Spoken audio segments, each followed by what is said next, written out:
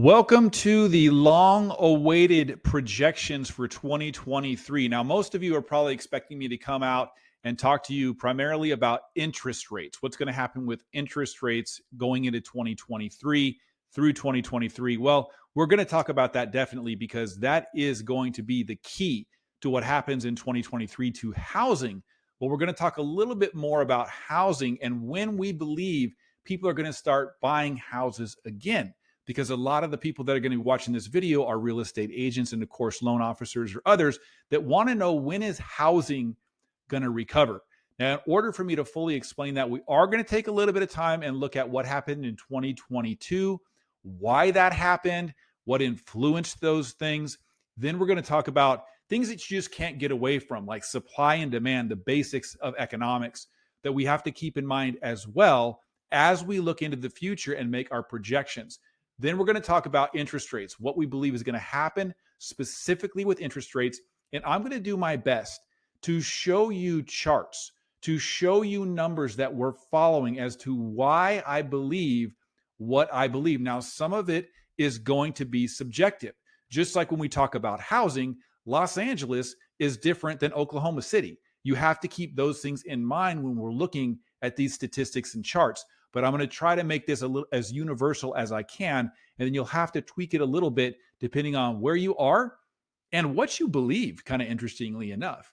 So we're going to take a look at a few of these things here. Make sure you stay through the entire video to understand at the end how this all ties together. Also, if you see a few of these charts that you would like, I think there's one of them specifically that you probably will want a copy of for you to use on a day-to-day basis. Send me an email, send me a note, whatever you want to do, make a comment, and I'll try to get that to you as quickly as I can because it's going to be very useful through this coming year, because we're also going to jump right into why are people not buying houses? And just saying interest rates, yeah, that may be the case, but what do you mean? Like specifically, why is it that the interest rate going up some or a lot, makes people not want to buy houses anymore? So there are actual numbers that we're going to take a look at here in just a moment. So first of all, let's take a look at what occurred in 2022. Now, this is a really cool chart that we have to look at. This comes out from Optimal Blue, which is one of the largest aggregators of mortgage data in the United States. So we're going to take a look at rate trends. And what you're looking at here is a chart that shows all these different products, 15-year, 30-year, all that.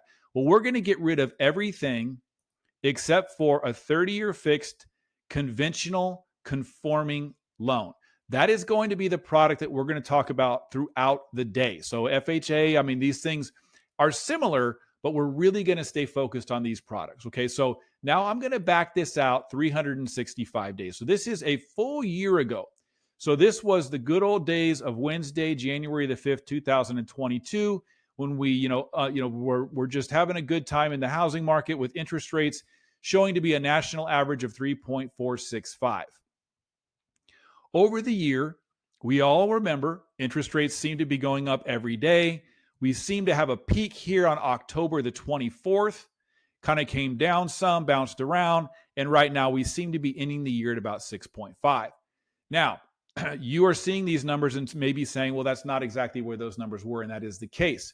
That is correct, because as you know, the interest rates that I offer on the Brent Bruce Daily each day are quite a bit lower than the rates that would be national averages, just because of the way that our margins are set up. Also, when you see that the high for the year was 7.165 or whatever that was, you're probably saying, well, I remember when rates were, 7.5, 7.75, or even 8. And that may be the case.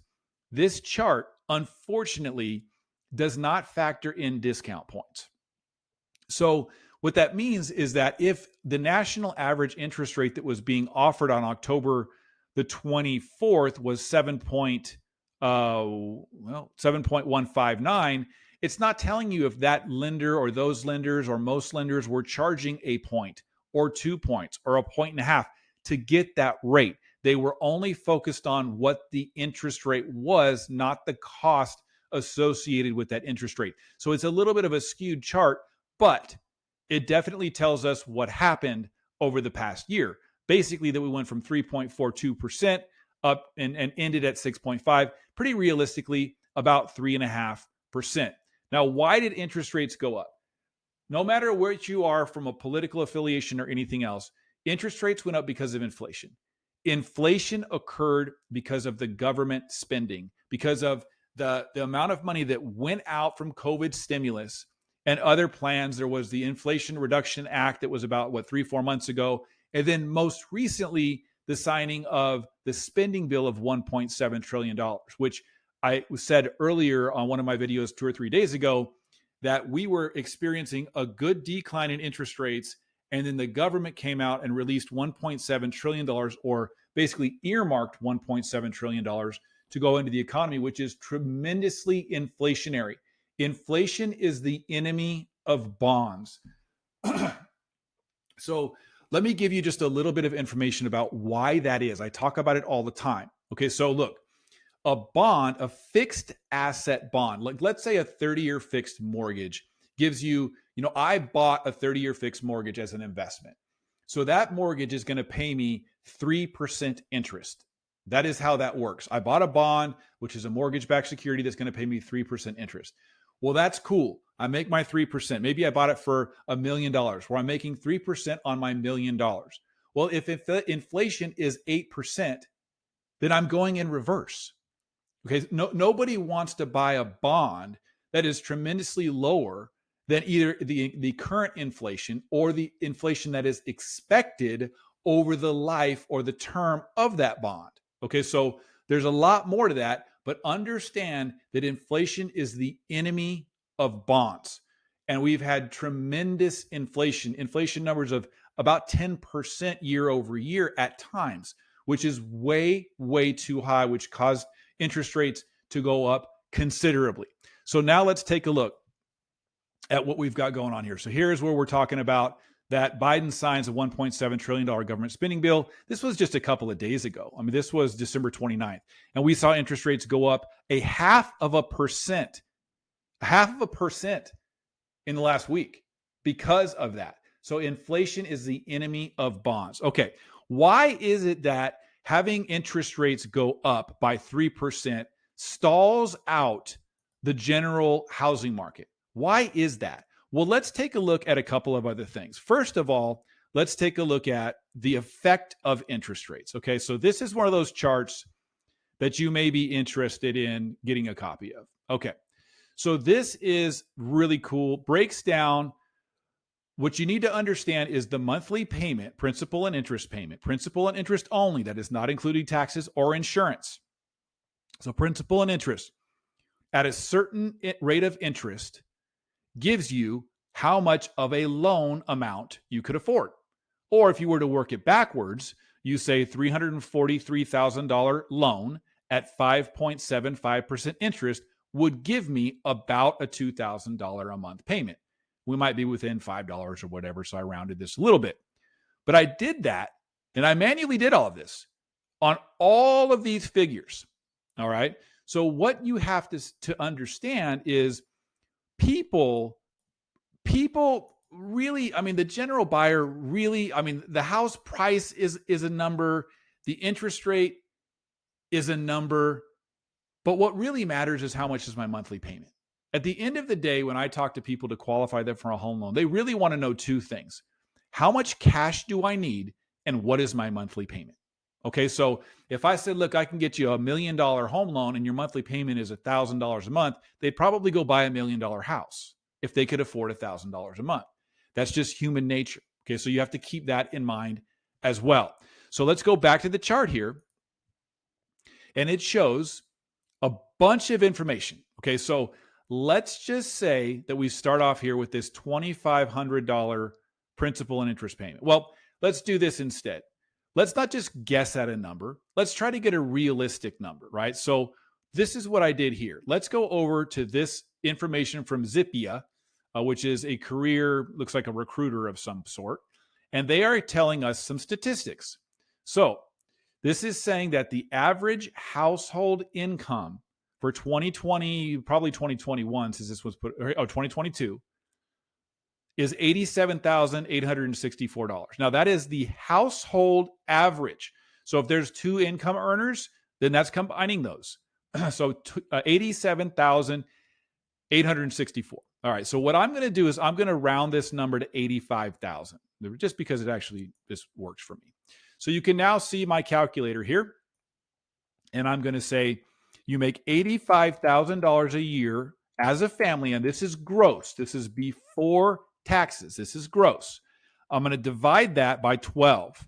And that tells me that this family makes about $7,083 a month before taxes. Now, banks want to see a certain factor. They're only going to want to use a percentage of your gross income when they give you a home loan. So let's just say that we're going to go with 35%. Okay, so the banks would usually be happy with about your monthly payment for your house being about 35% of your gross monthly income. So I'm going to multiply this times 0.35. That gives me $2,479 a month that the bank is probably going to be willing to lend. Now, some will do way more, some will do less, whatever, but this is a good number for us to look at. Okay, so 35% of your gross monthly income. Well, $2,479 is pretty darn close to $2,500, right? So we're going to go with $2,500. So let's use this line here. Now, this chart that I'm showing you here, I've got this all the way down to $4,000 a month for the higher priced areas. So we'll look at that in just a moment. But for somebody who makes $2,500 or can afford $2,500 a month principal and interest payment in the beginning of 2022, would be able to afford a loan amount of $540,000. Now, remember, I said a loan amount, not a purchase price. So, for instance, if you had a $600,000 house price and you put 10% down, which is $60,000, your loan would be $540,000. Okay, so 600,000 minus 60,000 is 540,000. So this person who can afford this $2,500 a month principal and interest payment at 3.75% interest is getting a loan amount of 540,000 and probably a purchase price of around 600,000. All right. Now, today we're about here. Let's say we're about 6.5%, maybe 6.25%. So now this same person can only afford a loan amount of $406,000 if their payment is the same. Okay, if their payment is exact, this is all they can afford, period. Well, now you can see that their buying power dropped by $134,000, at least to the loan amount, right? $134,000. That is why you see people that aren't buying homes because home prices haven't dropped that much yet. And I don't think they're going to, so don't get too scared about that. But home prices have not come down. So look, you have to understand that there's the home price and then there's the payment, right? And they have to have a balance, okay? And that is the balance that they can actually afford. So the interest rate is what makes a tremendous difference in that. And that is what we experienced where the interest rate shot up, the buying power went down, home prices have not come down. I mean, this is a tremendous amount. I mean, what is this, 25% reduction? Well, prices aren't going to come down that much. And I'll tell you why here in just a minute. So don't worry too much about that. But that is why we're having a stall and people are not willing to move forward.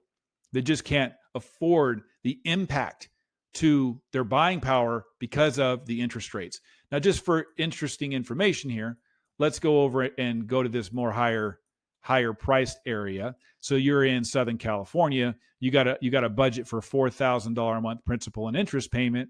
Well, you're buying a $900,000, maybe a $950,000 house, right? Interest rates go to 6.5. Now you're buying a $700,000 house. $200,000 to $250,000 drop based on just the interest rates going up. Okay. So while that sounds scary, make sure you hang on for the rest of this video. So this is why you need to understand that the government putting money into the economy is not a good thing. It is tremendously hurtful, and it hurts those who make the least amount of money the most. Okay, so it hurts people who have fixed low incomes the most when inflation makes its way into our economy. So handing out a bunch of money feels good short term, but it is very painful in the long term until we get things back under control, which is what we're trying to do. So let's take a look now at some of the things that you're not going to get away from. And primarily, what I'm talking about there is uh, supply and demand. Okay, so supply and demand is, of course, for every product what sets price, right? So, and the reason that all of a sudden you go, well, wait a minute, I thought interest rates were setting the demand.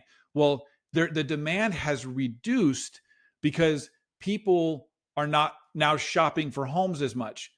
But that's kind of like shadow demand, right? I don't know how to really describe it because they don't want to go out and buy a house at that price point, but they do want to buy a house. Okay, so the demand is pent up.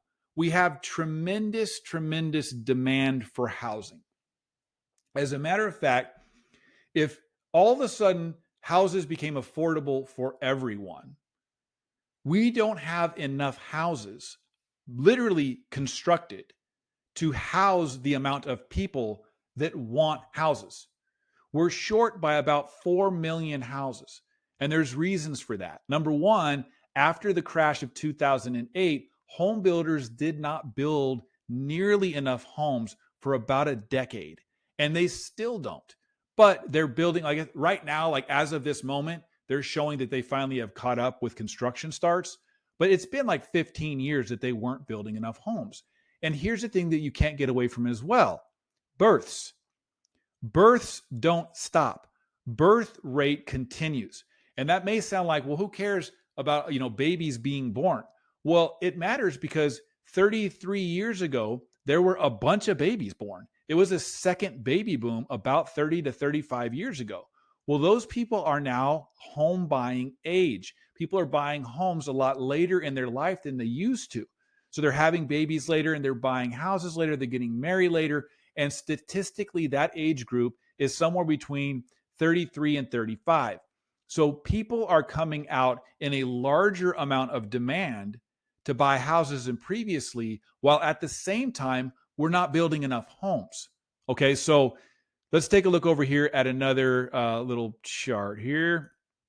Okay, so this is talking about currently housing starts completed. Okay, so these are homes being constructed right now, about 1.5 million per year.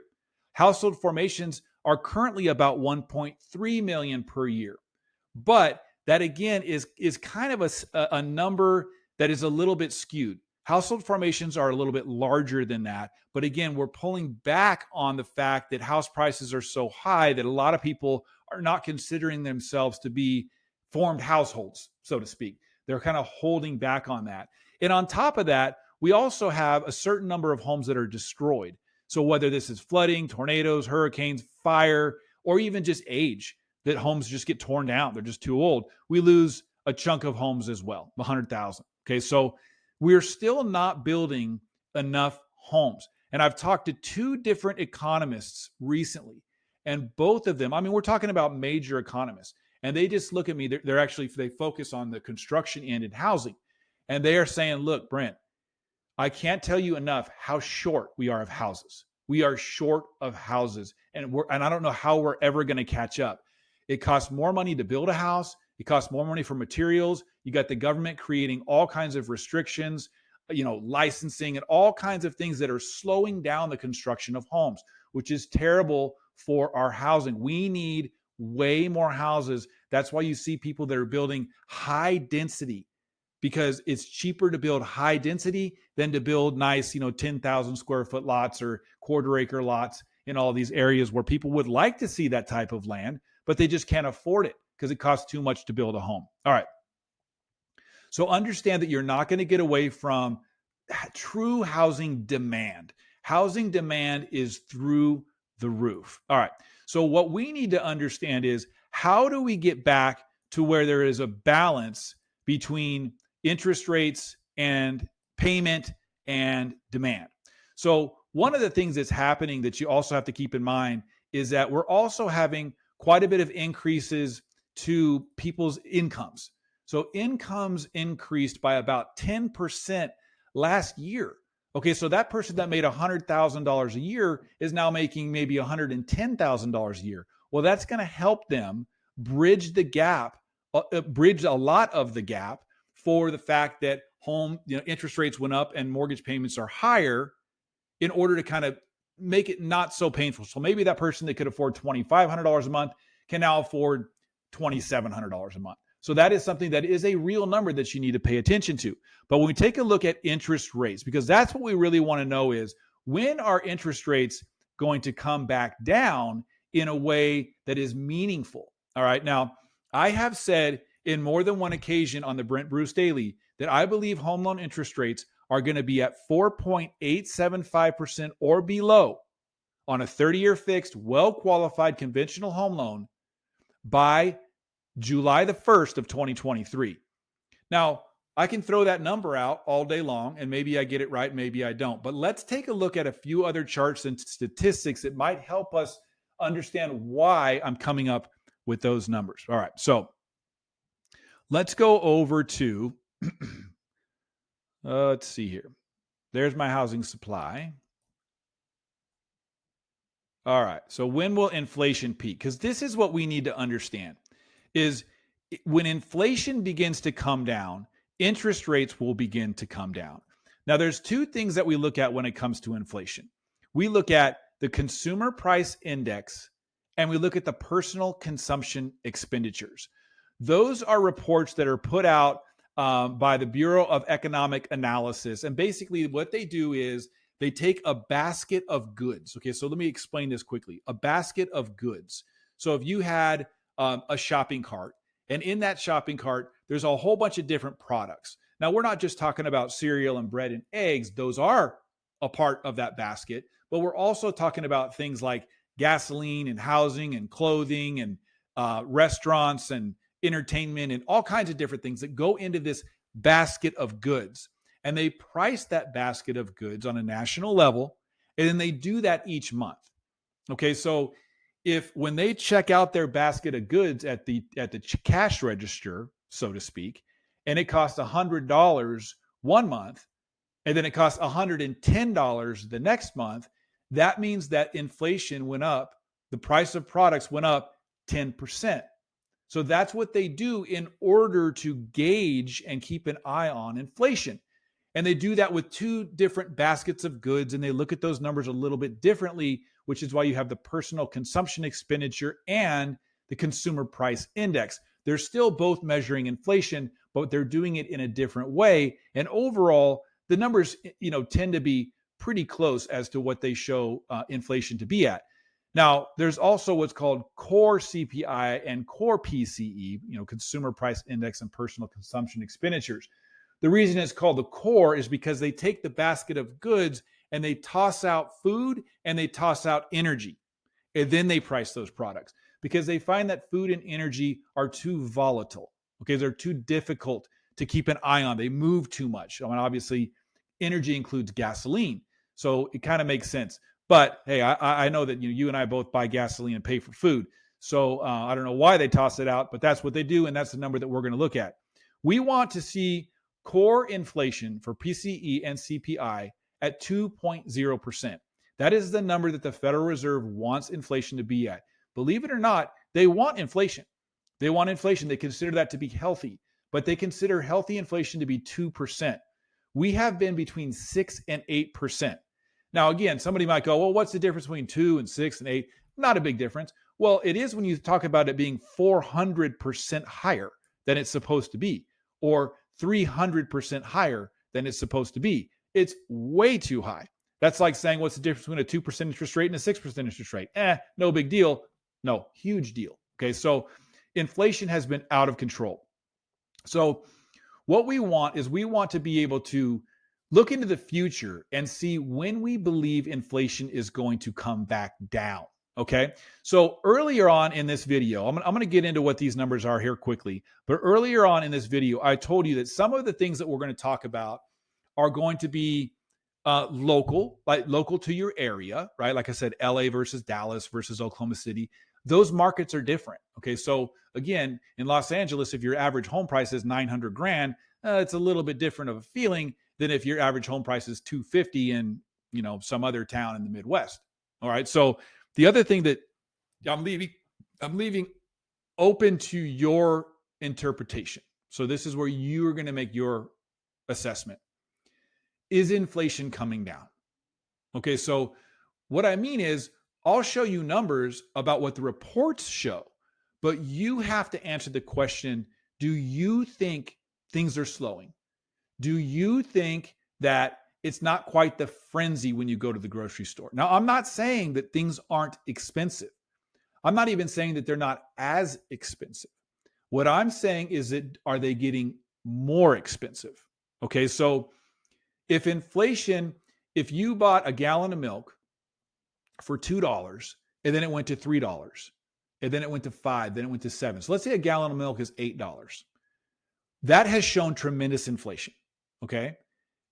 And then the next month it's $8 again. You know what the inflation was month over month? Zero. Inflation was zero because it didn't go up any. Okay. So you have to keep that in mind. Now, year over year, I'm talking about month over month. Okay. So if it stops going up, then inflation is flattening out, and then it may begin to come back down. Okay, so then when we look at year over year inflation numbers, do you think that things are slowing down, that the frenzy and the craziness is slowing down? Now, I believe that it is slowing down, and that's why everything I'm going to say from here is with the expectation that I believe that inflation is operating at about a 0.2% to 0.8% range, that inflation is coming back where we want it to be. Okay, so we're not going to see the reflection of that until more and more of these reports come out. But I'm going to be making the rest of these predictions based on month over month inflation being at about 0.2%.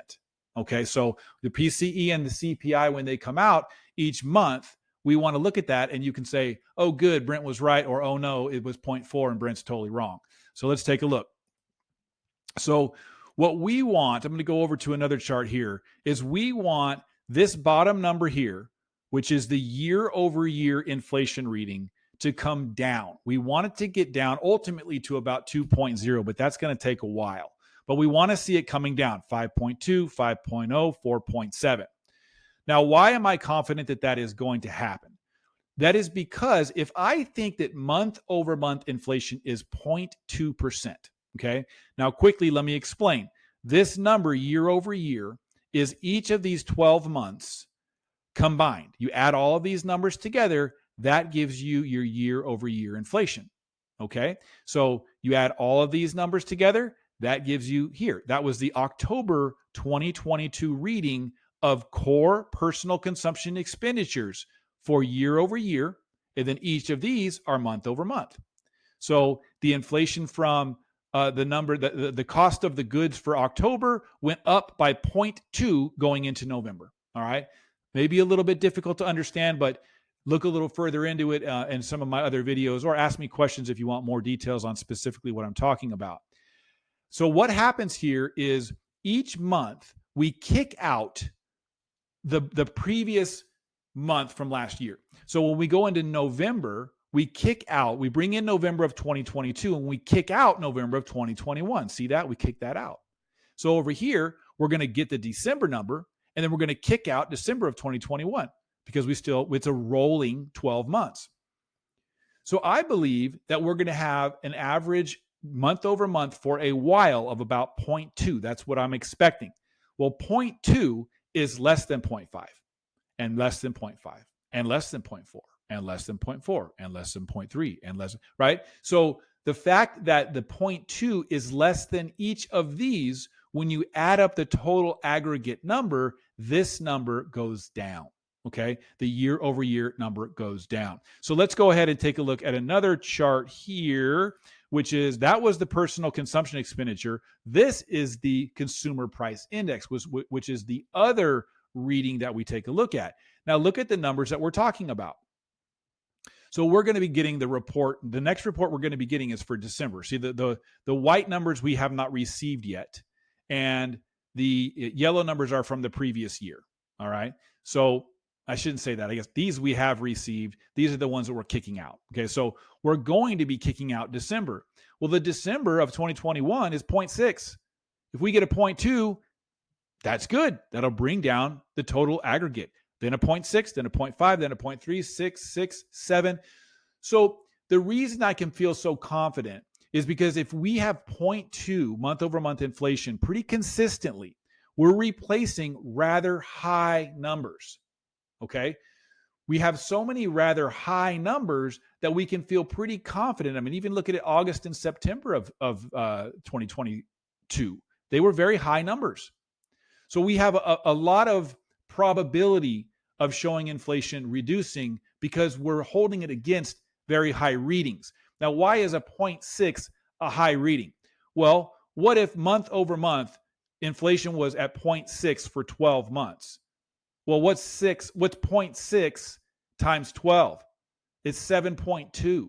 So that would mean inflation was 7.2, which is way higher than 2.0, which is what the Federal Reserve and overall the economists want our inflation to be at 2%, 2.0. So there's a lot of reason to believe that these numbers are going to come down. Okay, so let's take a look at someone else's opinion. So now we're going to look at this chart that I came across the other day.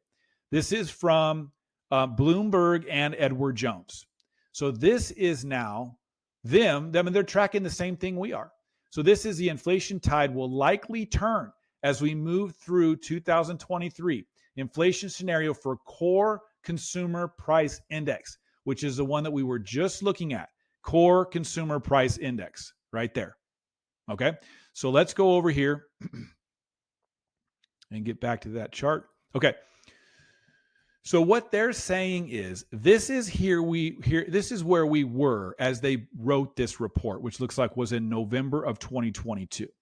So their projections are that if we're at a 0.3% growth rate, which was the average since 1957, we're going to have this trajectory. Okay. If we're at a 0.2 monthly growth rate, which was the 2019 pandemic average, okay, then you're going to be down around here. And then if you had a 0% monthly growth rate, then we would have this tremendous reduction. Now, we don't think it's going to be zero. I believe that it's going to be somewhere around 0.2. We talked about that, which would be this yellow line. All right. So let's just say that we follow this yellow line and we go down to the middle of 2023 right here. And we follow this up. Okay. We are sitting at about, let's say that it's right here. That is about 3.5% on the consumer price index. 3.5% on the CPI. Okay. Now, if we're at 3.5% on our core CPI, when is the last time that we were at 3.5% on our consumer price index? Well, let's just follow this back. We were there at about, what is this? Probably about May of 2021, about right here, right? So it's like, okay, well then what would the interest rate look like if core CPI was 3.5 again? What should the interest rate go back down to? Okay, well, how do you figure that out? Well, let's take a look. Let's see if we go back to 5 of 2021, and we go, where was some of the other interest rates at that point? Okay, so let's go over to another one of our charts here. And let's take a look at where was the 10-year? The 10-year treasury. Okay, show the chart for the 10-year treasury. And then we're going to go back a year.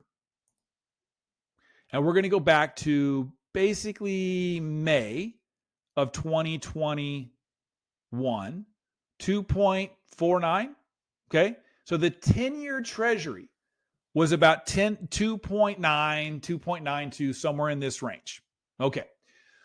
Well, how does that equate to a 30-year fixed conventional home loan?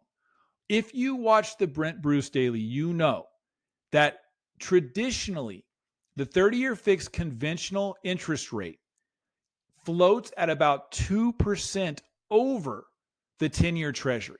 Okay, so let's take a look at another chart here. So this shows you here the 30-year fixed mortgage versus the 10-year treasury. So normally it floats at about 175 basis points to 200 basis points spread. Okay, so what that means is, and again, this is 2%. 200 basis points is 2%. 175 basis points is 1.75%. So if the 10-year treasury was sitting at 3%, then in general interest rates are going to be at 4.75 to 5%. Okay? So we just said that we believe that the 10-year treasury, if we get the CPI down to 3.5, the 10-year treasury right here, that was in May, right? And we go over to what the 10-year treasury was in May, which is right here, and that was at 2.94, somewhere in this range. Add 2% to that, and you get 4.94. That is telling you that home loan interest rates would traditionally be at about 4.94% if we get the core CPI down to 3.5%. Okay, so what I'm showing you here is how we work backwards. We show what we believe is going to happen on our month-over-month numbers, what that's going to do to our year-over-year numbers. We look at charts that say, based on year-over-year numbers, what were interest rates when it got down to this number? And then that's how we are comfortable or believe that we'll be able to see interest rates come down to that point. Now, there's another factor that I want to point out here when it comes to the 30-year mortgage and the 10-year treasury spread, okay, the gap between the two. Now, currently, we're at somewhere around 260 basis points. So that's 2.6%, sometimes 3% over the 10-year treasury, which is abnormally large. That's an abnormally large spread of the 10-year to the 30-year fixed home loan. The reason for that is because of what's called yield spread premium. So basically they're saying that, I could get into it in detail, but the investment community is not that interested in buying the mortgage-backed securities of today. The reason that they're not that interested in buying mortgage-backed securities of today is because they know, or they believe in what we believe. They believe that interest rates are going to go down. And they believe that the mortgage-backed security that's being written today is going to be refinanced in 1 or 2 years. Now, 1 or 2 years is not a long enough time for them to recoup their cost or make the gain that they want to make on that product. They're not in the business of buying mortgage-backed securities that get refinanced in 2 years. So what's happening is there's this larger spread in order to attract buyers because they do have the risk of early payoff, if not the probability of early payoff. So knowing what we know, you actually should be looking at that thinking the smart money even believes that these home loan interest rates are not going to stick around. They're going to go down. Okay. So here's another piece to home loan interest rates going down. Now, the government does not directly control home loan interest rates. They can influence them by purchasing certain assets. And it's a conversation for a whole nother time. But the home builders of the world, they have a lot of political power, I would say. I think everyone can agree with that. Now, if home builders are now building 1.5 million homes, and all of a sudden, nobody is really comfortable paying the price that these home builders want for their houses because it's so expensive to buy homes, they're going to pressure and apply political pressure to everyone that they can to get them to pull the levers that they have control over to also bring home loan interest rates down. On top of that, if we head into a recession, which pretty much everyone I'm hearing from believes is going to happen, we're going to have a recession because we've had to pull back so hard on the economy to get inflation under control. Well, when the recession begins to kick in and all of a sudden there's pain being felt in the economy because of the recession, how does the government usually respond to jumpstart the economy? They reduce interest rates. They reduce the federal funds rate. They do what they can to stimulate the economy by reducing the federal funds rate and purchasing mortgage-backed securities and treasuries. So they have control to manipulate the economy in a way that does affect home loan interest rates. But when you hear that the Federal Reserve increased the federal funds rate by 0.5% on the news, that does not mean that home loan interest rates went up. Just keep that in mind. There's a lot of detail that goes into these things. So what do I believe is going to happen going into 2023? I think that we all need to be on the lookout for the personal consumption expenditures report and for the consumer price index to show month over month readings of 0.2% or lower. So I mean, hey, we can get a 0.1, we can get a 0.0. That is going to help us move in that direction. Now, we may get a 0.3, we may even get a 0.4, but it needs to be offset by a lower number in coming months. That is what needs to happen. And again, you have to believe that inflation is slowing for you to believe what I'm saying. And I do think that inflation is slowing. I think that we're seeing that all around.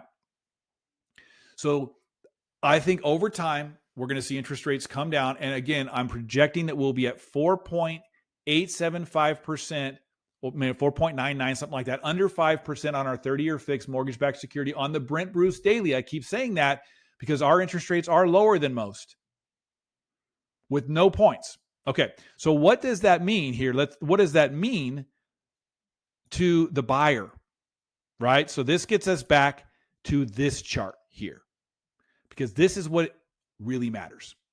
So if all of a sudden this buyer here, we talked about our $2,500 a month client that was at 3.75 in the beginning of 2022, went all the way to 6.5, saw what is this, $150,000 adjustment in what the price point would need to be to make this payment the same.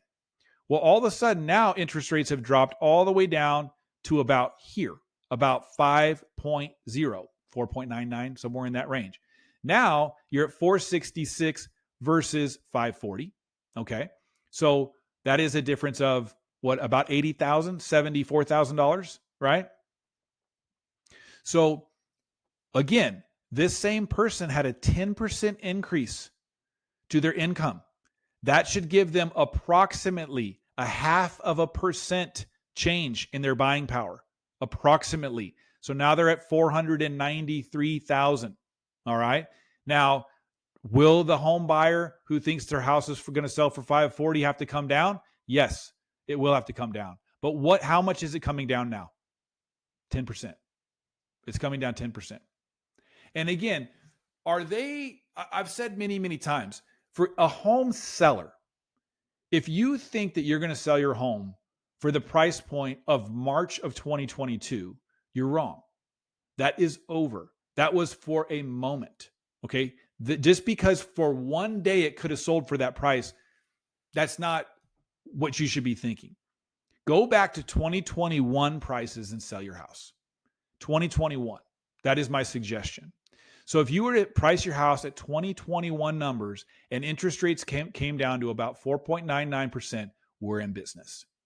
And I think the sellers are beginning to understand that. They're beginning to get a little bit more realistic. They're bringing their prices down some. Again, that's probably going to be, in this case here, that was about 10%. So 10% from the peak. If that's the case, I think that we're going to be pretty fortunate that interest rates are going to have come back down and that we're going to be back in business. And that's going to also, it's not like we have to wait until July before that happens. People are going to buy in between as interest rates begin to subside, home prices subside a little bit. But I don't think that we should be waiting around for home prices to come down 20%. I don't think that's going to happen. I think that, again, and you really have to, people have heard me say that home prices are going to come down 30%. But that's if you include the 20% that people think their house went up in 2022. So if you include the 20% jump in the heads of the seller of 2022 and then take 10% off, that's where I come up with a 30% reduction. But in general, you're probably looking at a true 10% reduction in purchase prices over the year as interest rates come back down to under 5%. So that is what I think is going to happen. Let me know if you think I'm crazy, if that is going to happen. And then again, we get to come back to this video and make fun of me if it's not even close to that. But that is why I think what I think. I hope that that is helpful. Let me know your thoughts. Make sure that you do subscribe, and I will get back to you with my daily interest rate update, and we will follow along and see if we were where we thought we were going to be on July the 1st, 2023. Thanks again. Talk to you soon.